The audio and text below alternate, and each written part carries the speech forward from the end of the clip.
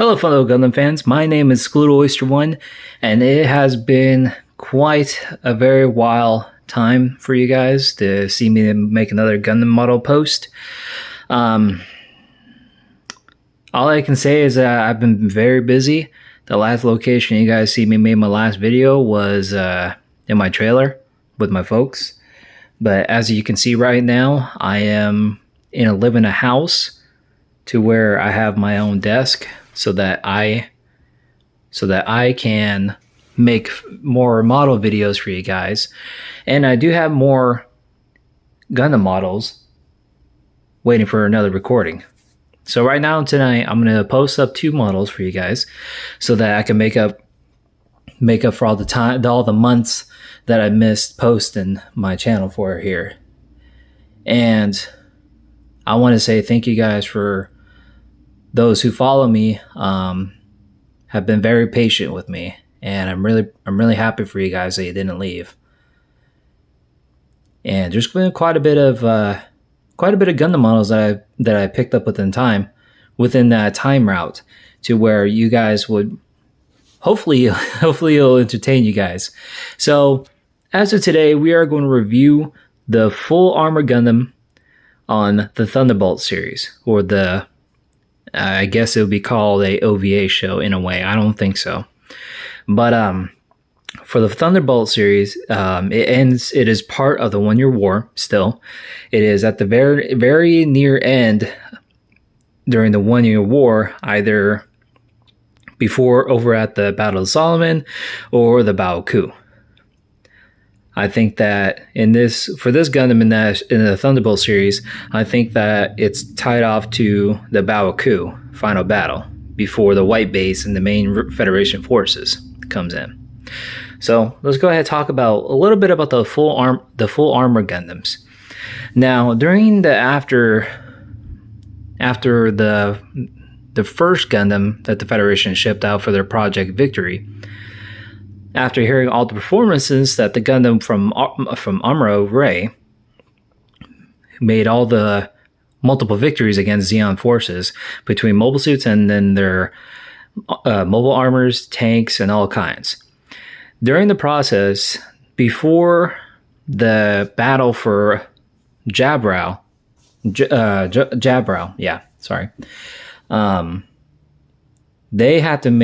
Federation had to make sure that they had to have a huge mass production of Gundams. Of course, most of them will be retaining the Gundam alloy in most of the armors. So they still kept the same design for the first Gundam, but it's in heavy armor mode. There's been multiple designs of them besides the ground type Gundam. So morally, but this Gundam here is only made for space type, to where I think is interesting, to where Gundam Thunderbolt show made it so interesting, to where they mixture between astronaut technology or equipment and mobile suit weaponry. Now, as you can see here, is that on the backpack of it for the full armor Gundam, just look at the back of it. It reminds you, I don't know if you guys ever played the Call of Duty Ghosts, if you're on the space mission where you're flying around the space, or if you see astronaut movies like Interstellar or Armageddon, I think, with Harrison Ford in it. No, sorry, I take that back. Not Harrison Ford, Bruce Willis. Sorry. So with all this, it basically it's a astronaut equipment on the backpack, which is interesting. And also on the shoulders and the shin guards and the ankle and the side ankles, or side calves, I should say. They all have extra thrusters for maneuverability in space. And also it has a lot more weapons than normally from the heavy armor, the full armor Gundam. So a small platoon of Federation forces were scouting a closer shortcut for the main forces to take, which it was near side I forgot what side location it was. It was either between side 5 or 6. More likely I'm wrong. If you guys can tell me which side that the Federation on the show were taking, let me know so that I can correct myself on the information. Their main job and task is to make many routes for the Federation to take so that they don't have to go for the main frontal attack, so that they'll lose a lot more forces and then have numerous casualties during the time. So the small task force came upon a colony on one of the sides, which there was a small, at least another a platoon of Zeon soldiers, basically snipers, holding their position so they're keeping the Federation from passing through that area. Then with the pilots, again, I'm sorry for the not knowing the information of the pilot's name. If you guys can tell me the pilot's name, I'll be happy to correct myself, and thank you guys. The pilot, he is a jazz fan, and he is kind of like I would say, kind of like Patrick Caldesauer in 00. He just has that cockiness in a way, but he pilots really well. So after his gym unit was shot down, he did escape to where the Federation, that same platoon, they sent this Gundam to help to assist them to push against the Zeon forces to hopefully open the route and send in reinforcements, since majority of all their mobile suits were taken out by Zeon snipers. So this Gundam has a huge advantage against the Zeon forces for the snipers. It is unfortunate later on this Gundam was taken out, or I should say beaten. It was beaten from a Psycho Zaku. Some say it's a grunt, some say it's like a commander type mobile suit for the Psycho Zaku. But in the correct category, the Psycho Zaku is a grunt mobile suit, even though it kind of imitates like Char's Zaku in a way. Now, unfortunately, that it was so badly damaged that there was no way to get it maneuverable. So the pilot managed to escape alive. He was in prison over at Baoku, and he escaped and he rejoined with the Federation after escaping. I know I'm stuttering a lot. Sorry, guys. So the Zeon did actually capture this Gundam and then take all the data and information that they can gather. I haven't seen any other Gundams so far that were captured by the Zeon forces other than this full armor Gundam. Now, when I mentioned about the mass production of the Gundams, they have been, since they're so expensive, there's been a short amount of Gundams that were launched out into the battlefield. Now, I don't know about the MS Origin on the show. I heard there was a Gundam that showed up on that show. That is also going to be on my list to watch later on in the future. Now, the equipment for our full armor Gundam, besides the thruster backpack like an astronaut, if you see these packs on the back right there, those are either between, I want to say they're mines. And then look, and right there on the front end of it, those, I want to say flares, not missiles. Probably grenades. I don't know.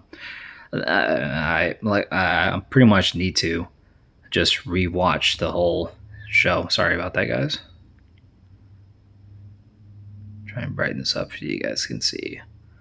Actually, I messed with the brightness by accident. So, on the front backpack of, you can actually move these down real quick. Oh yeah, so you get two different extensions of the mobile suit. So, like, say in the picture, you have two shields. These arm extend out, and then with these little clips, you can definitely hook them on to the shields, and then it'll be right in front of them.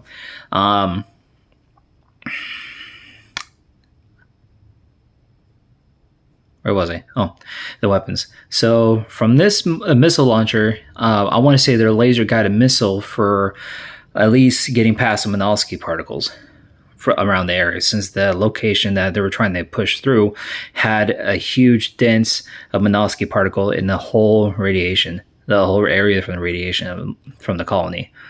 And of course, you got yourself a megaparticle, not megaparticle, a beam cannon or similar beam cannon from its right shoulder. Now, let me move these arms up. And now we got 2 frontal shields on each end of the arm. This one right here is another missile, or at least small missiles. Let me move that out real quick. Hold on. So there are missile casings to where it will launch out. I want to say at least the same missiles on the left shoulder, I believe. And you do have the Mega Beam Rifle. Now, this beam rifle or beam rifle cannon is powerful than the standard beam rifle for the Gundam. Now, a good clear shot of it would instantly destroy a ship on a very, sorry, I'm moving his head, a very exposed critical shot towards either an engine or a bridge. I want to say is also a long shot weapon.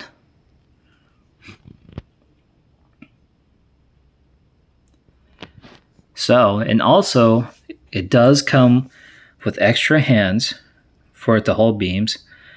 Hold on, let me change the brightness low. Hold on. How did I mess around with the beam?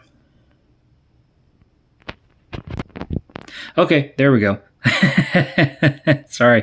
So you have two regular hands so they can hold the beam sabers, and by Federation standards, you do been given 2 beam sabers and 2 beam saber holders. And you're ever curious on how to put the beam saber holders at? So on the side of the backpack, there's a little slot right there. You can push the beam saber in. Those are where you put in the beam sabers at. And then, of course, you get 2 extra shields, whether you put it on the top of the shoulders or the sides, they're both going to be the same. Now, I do want to say that the the beam rifle cannon right here has another shield behind this, basically just in case if its main weapon gets destroyed, or unless it's just how it was designed, but I think it's just how it is. So, if you guys ever want to get this Gundam, I will tell you that it is on Gundam Planet. From the last time I saw it at least about a week ago. I did got this Gundam from a anime store over here in North Carolina. And, well, I can show you guys the price that they're selling it. So that price is $48.99. I will tell you that this Gundam, it is not worth $49.99. I would have to at least say 25, maybe 30, because it is one of those it was not a premium, but it's one of those Gundam models to where you just don't see enough of this.